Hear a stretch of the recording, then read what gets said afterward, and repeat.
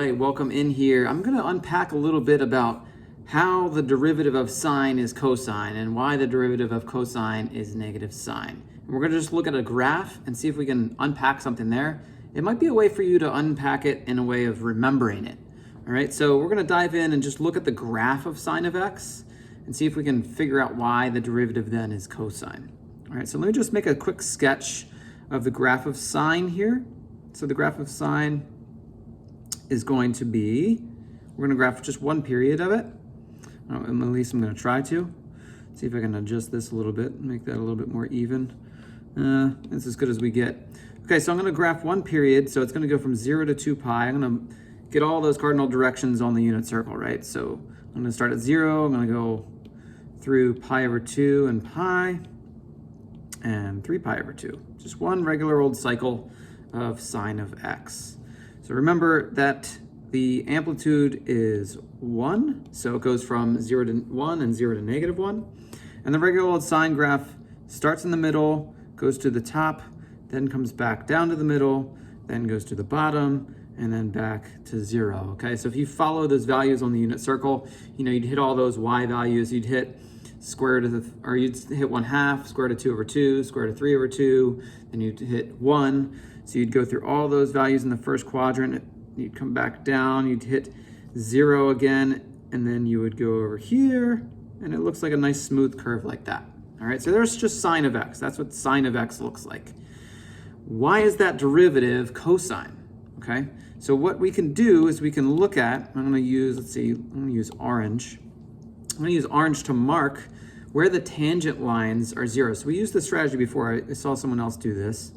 But this is where the tangent line would be 0. If we looked at a tangent line of this, it'd be horizontal there, right? And a horizontal tangent line has slope of 0.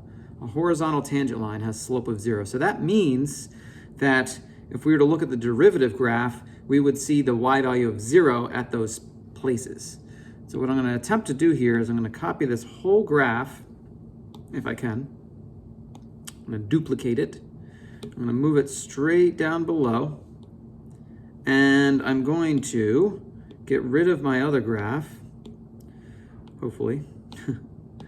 And I'm going to show that if I just brought those values down, right? If I brought those x's down, sorry, not those x's, those horizontal tangent lines down, at those spots, that's where the graph would cross, because this is going to be the derivative graph below. Okay, so I've got sine of x up top, the derivative graph is going to go below. It's going to end up being cosine. So if we analyze what happens with the slope, because the derivative represents slope, well, the slope would be positive up until that first horizontal tangent line, and it wouldn't be positive again until after 3 pi over 2, the slope, right? Going up from left to right. The slope would be negative from that 0 all the way from pi over 2 through pi, the slope. Remember, we're imagining tangent lines there. We're imagining tangent lines. So we're not worried about anything else other than the slope there. The derivative is the slope. And so in my slope, my slope graph, my derivative graph, when it has positive slope in my original, I know that my values need to be above the y-axis because my values on my derivative graph represent slope on the original, okay?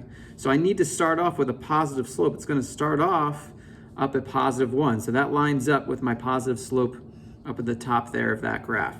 And I approach 0. So that shows that was approaching that first horizontal tangent line there. And then it goes negative, which is why I drop below the x-axis. I continue on with this process and I go back to 0. So my slopes stay negative below the y-axis for my derivative graph, but they go back up to 0 right at 3 pi over 2. And then I'm above the x-axis, positive y values, after 3 pi over 2, all the way to 2 pi. And even though I didn't do that very perfectly, that's the graph of y equals cosine of x. All right, so you can see why the derivative of sine is cosine by just following what is the slope of those graphs doing. So if you just imagine sine of x, start in the middle, go to the top, you know the derivative starts positive. Well, that's what the cosine graph does itself. You could follow the same process and say, hey, what's the derivative of cosine? And get back to negative sine by following the same process. You would analyze it, you'd look for, okay, where is the tangent line going to be horizontal, or a slope of 0? Well, right here, and over here, and over here. So it's going to start there. But it turns out my slope is negative for quite a bit, which is why when I do graph, and I will just make a quick sketch of it, when I do graph the derivative, I'm going to end up with something that looks like the negative sine graph, because it starts off negative and then doesn't get to 0 until pi. All right? So you can kind of work interchangeably there between sine and cosine, and hopefully that kind of unpacks where we got that from. You can follow all the same logic for any graph and its derivative. Good luck.